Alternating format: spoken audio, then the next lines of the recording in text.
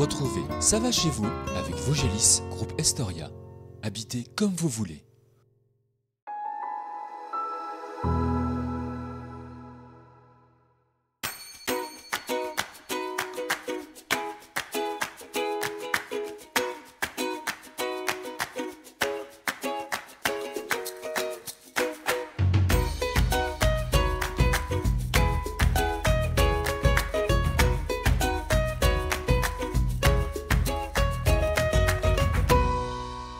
Cette semaine, nous partons à l'est du département des Vosges, à une dizaine de kilomètres de Saint-Dié ou encore de Senones, découvrir un village qui comptait au début des années 1900 près de 1000 habitants. Aujourd'hui, ils sont un peu plus de 350 saptésiens. Direction Bandsap à la rencontre d'Hélène Jacot qui gère le centre équestre de la Muserolle. En fin d'émission, on partira se ressourcer au jardin de Calune. Mais pour débuter, Serge Alem, nous sommes avec vous, devant la mairie. Vous êtes le maire de la commune depuis plus de 20 ans maintenant, les années 2000. Jamais de lassitude en 23, 24 ans? On ne peut pas dire pas de lassitude, il y a des hauts et des bas, je veux dire, mais bon, on va dire que la positivité l'emporte encore, et tant que j'y croirai plus, voilà, je crois que j'abandonnerai. Mais d'ailleurs, la date, je sais déjà quand je vais arrêter, quoi. Alors ce sera quand? Bientôt. Alors en quelques mots, comment vous décririez Bandsap? Je le disais en introduction, une commune qui a eu plus de 1000 habitants par le passé, aujourd'hui 350. C'est une commune quand même sur 2266 hectares, donc effectivement au début du siècle on comptait 2 tiers de culture et d'habitation et 1 tiers de forêt, alors qu'aujourd'hui on est à 2 tiers de forêt et 1 tiers de culture et habitation, donc on a un peu inversé les choses. La particularité du village effectivement c'est 8 hameaux dispersés sur une superficie aussi importante. C'est assez étendu. Est-ce qu'on arrive tout de même à rassembler, à créer des événements pour qu'il y ait une certaine émulation, un certain lien social? C'est pas toujours facile parce que comme c'est des hameaux, on va dire qu'il y a plus une symbiose qui se crée au niveau des hameaux. Mais bon, on fonctionne, hein. On fonctionne. Vous fonctionnez, on le voit bien.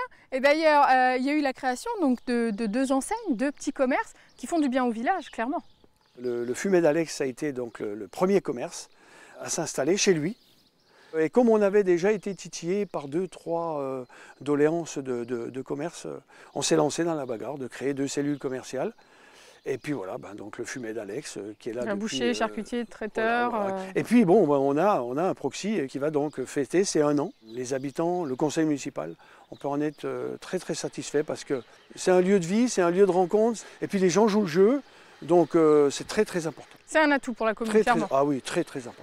Ouais. Un autre atout, l'école, que vous essayez de maintenir coûte que coûte, c'est pas facile. Oui, l'école, c'est pas facile. C'est pas facile, d'autant que l'État qui nous prône à chaque fois qu'ils ouvrent la bouche, qu'ils font énormément pour la ruralité, moi je peux vous dire que c'est pas tout à fait le cas, parce que pour construire une maison en ruralité, c'est compliqué. Il faut déjà se battre, hein. C'est un peu là le souci. Pour sauver notre école, il faut des enfants. Pour avoir des enfants, il faut des familles, des jeunes familles qui construisent. Et comme on n'a pas possibilité de construire, donc voilà, on essaye de rénover, mais on n'a quasiment plus rien à rénover. La commune a eu aussi une politique de rénovation d'appartements. Et d'ailleurs, on est encore en train d'en rénover un. Qui nous permettra, je l'espère, de ramener au moins 2 gosses, quoi. Donc une école, des commerces, on peut dire que ça va chez vous à Bandsap? Nous, quand on se donne la peine, on arrive à des résultats. Il faut y croire aussi, hein. Alors vous nous parliez de cet appartement qui était en rénovation par la mairie, c'est un des projets de la commune. Un autre projet, alors qui lui est plus vieux et pour le coup qui est un petit peu dans la tourmente aujourd'hui, c'est le parc éolien dont la commune est partie prenante en tout cas. Où ça en est? On entend parler de bataille judiciaire. Beaucoup de bruit pour pas grand-chose, je pense, mais je l'espère, parce que très honnêtement, c'est un parc qui, à mon avis, frôle l'excellence au niveau à la fois de la biodiversité, au niveau de toutes les études. D'ailleurs, nous, si on s'est retiré de la ZDE à l'époque, c'était justement pour donner toutes les chances à ce que ce parc éolien puisse aboutir, puisqu'on était quand même, avec le site de la Fontenelle, on a du Natura 2000, donc voilà, ça risquait de poser des soucis à ce parc éolien, donc on s'est retiré, et comme on n'avait pas d'éolienne sur le territoire, ça n'a pas créé de préjudice. Moi je ne pense pas qu'il y ait, je pense pas que ça veuille donner grand-chose, mais bon, on verra, hein. Si vraiment il y a quelque chose, je serai le premier surpris. Bon, affaire à suivre alors. Affaire à suivre. Écoutez, merci Serge en tout cas pour votre accueil ici à Bansap. Nous continuons notre découverte du village, direction le centre équestre avec Hélène Jacot. Cavalière au club, Hélène Jacot a repris la gestion du centre équestre après l'arrêt de Fabienne Collin, propriétaire du site. Ici, près d'une trentaine de chevaux et poneys et un centre où l'on enseigne une équitation classique, mais aussi de pleine nature teintée d'éthologie. Hélène, merci de nous accueillir dans votre centre équestre. Alors vous êtes la gérante, je le disais, vous étiez cavalière avant de reprendre ce centre. Comment ça s'est fait, une opportunité, le hasard? Expliquez-nous. Alors je suis cavalière depuis mes 8 ans. J'ai toujours appris ici avec Fabienne Collin. Et j'ai travaillé commercial pendant une dizaine d'années. Et derrière, je suis allée faire mon diplôme, mon BPGEPS, activité équestre, pour pouvoir reprendre la structure en mars 2021. Donc une structure qui existe déjà depuis bien plus longtemps. Oui, alors à la base, c'était un élevage de poneys Shetland et de Connemara en 1994 et c'est devenu une école d'équitation en 1999. Un petit rêve de petite fille, j'imagine Ça a toujours été ma passion. Moi, j'ai toujours adoré les chevaux, les animaux en règle générale, mais vraiment, les chevaux, ça a toujours été mon truc. Ouais. Donc aujourd'hui, le centre, c'est vous qui le gérez. Oui. Donc un centre équestre familial, pas un petit, quand même une trentaine. Oui, c'est une structure de taille moyenne, ouais, voilà. Donc trentaine, poneys, chevaux. Poneys, chevaux mélangés, il y a 27 chevaux, si je ne dis pas de bêtises. D'accord, donc on parle à la fois d'équitation classique, d'équitation traditionnelle, mais aussi d'équitation de pleine nature. On distingue les deux, expliquez-nous. Alors la structure s'y prête bien parce qu'on est vraiment dans les montagnes vosgiennes, donc on peut partir en randonnée, en balade. Dès le plus jeune âge, on emmène vraiment les enfants en extérieur.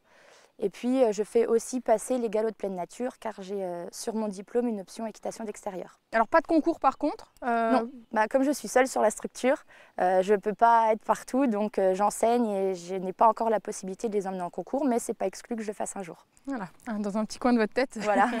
Et justement, quel est le profil des cavaliers qui viennent vous voir, qui sont ici au centre? Alors c'est des profils très variés. Je commence à peu près à 2 ans et demi, donc sur les baby poneys. Et je vais jusqu'à faire des interventions, des animations en EHPAD. Donc ça de peut 2 aller ans et demi jusqu'à presque 100 ans. Oui. Jusqu'à presque 100 ans. Et comment ça se passe en EHPAD? Donc c'est vous qui amenez les poneys? Oui, je déplace mes poneys sur place. Après là, j'ai d'autres projets où des personnes âgées veulent venir pour sortir un petit peu du contexte habituel. Mais pour le moment, j'emmène mes poneys sur place et on les promène, on les brosse, le contact avec l'animal, etc. Ça fait beaucoup de bien à certaines personnes. Il y a plein de disciplines dans l'équitation. Est-ce qu'ici on peut tout pratiquer? Oui, on pratique toutes les disciplines, donc du saut d'obstacle, le dressage, le travail ce qu'on appelle nous sur le plat. J'ai depuis peu développé un petit peu l'activité tir à l'arc à cheval. On fait un peu d'initiation voltige. On fait aussi du travail à pied, ce qu'on va appeler l'équifile, passer des embûches avec les chevaux, etc. Et puis j'essaye encore de me développer, de trouver d'autres disciplines, voilà, pour toujours me renouveler. Se renouveler, voilà, et attirer peut-être des nouvelles personnes. Exactement. Alors il y a ce côté aussi en naturel, on est vraiment au cœur de la nature. Et cette approche de l'éthologie, c'est plus une manière de voir les choses, c'est ça? Oui, c'est vraiment une façon de faire plus qu'une discipline. Moi, je suis très à cheval justement sur le bien-être animal. Et donc l'éthologie respecte vraiment le bien-être animal et sa conception en entier. On va éviter de prendre des raccourcis, de mettre des enraînements, de se durcir pour obliger le cheval à faire quelque chose. Pourquoi on va demander telle chose à tel moment et essayer de l'emmener en douceur et que le cheval travaille avec nous et pas juste pour nous. Pas juste pour nous, c'est vraiment un bien-être global. Ouais. Et ça passe aussi par, on le voit, ils sont en extérieur, ils sont bien, c'est ça aussi oui. le Chez bien-être moi, tous les chevaux vivent dehors au maximum. Évidemment, si la météo est vraiment catastrophique, je vais les rentrer, mais au maximum, ils restent dehors et en troupeau. Voilà, c'est vraiment la vie naturelle d'un cheval. C'est la vie d'un cheval. Au plus proche de la nature, on va dire. Oui. Et alors à côté, la propriétaire et l'ancienne gérante, donc Fabienne, a un gîte équestre. Du coup, c'est plutôt pratique, j'imagine. Oui, que vous exactement. avez des donc relations. ma structure, elle est cheval étape. Donc les randonneurs peuvent venir ici pour passer une nuitée. Donc moi, j'accueille les chevaux et Fabienne accueille les cavaliers si besoin. Merci beaucoup Hélène, en tout cas, de nous à avoir vous. partagé votre passion. Nous continuons, notre découverte de la commune, direction les Jardins de Calune. C'est entre 1994 et 1996 que les Jardins de Calune ont été créés. Depuis 5 ans, Anthony Cousseau est le propriétaire des lieux. Les jardins s'étendent sur 4 hectares et sont répartis en différentes zones pour offrir des paysages variés. Anthony, merci de nous accueillir dans les Jardins de Calune. Alors vous êtes devenu propriétaire des lieux il y a 5 ans.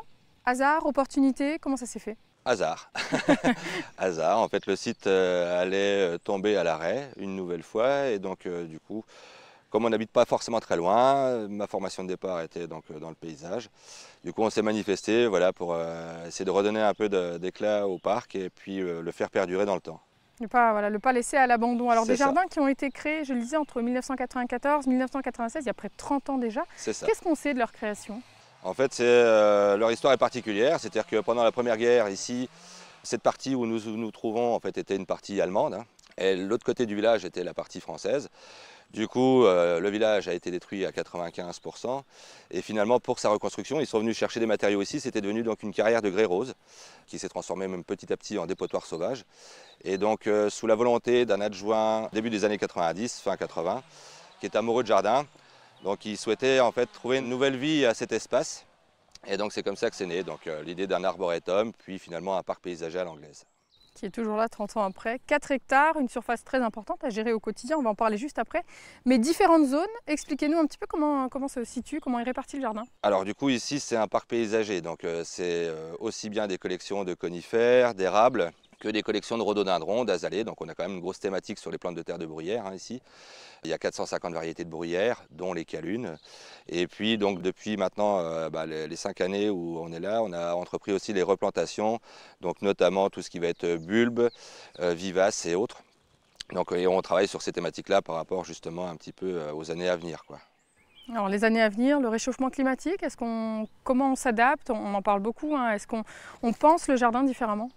Déjà le réchauffement climatique, c'est vrai que dans notre tête on pense que c'est des grosses périodes de forte chaleur, mais il y a aussi un dérèglement, c'est-à-dire qu'on va avoir des périodes avec 30 degrés et puis finalement 3 jours après on perd 20 degrés facilement.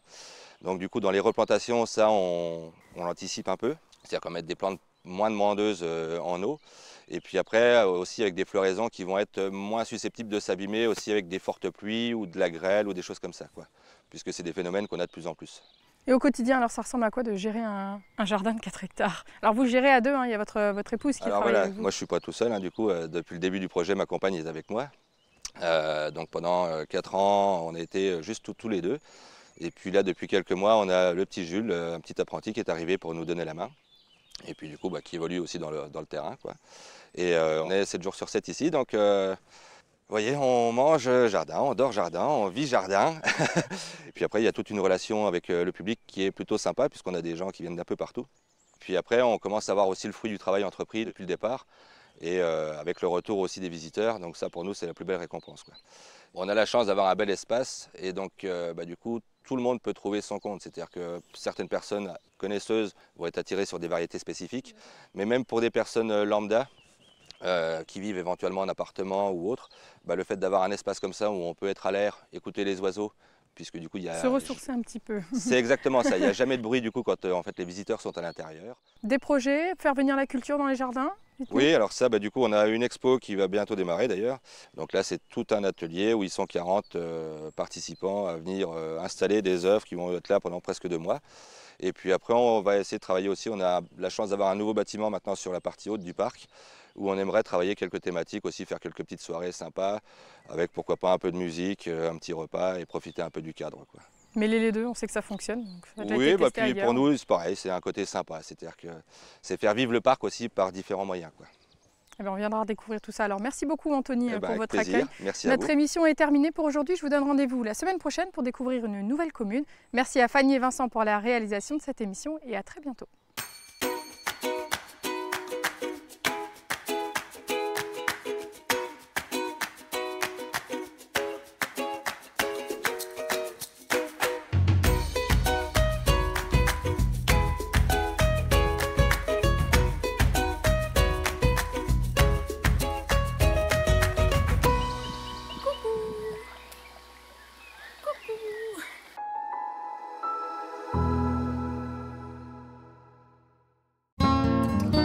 C'était Ça va chez vous avec Vogélis, groupe Estoria, habitez comme vous voulez.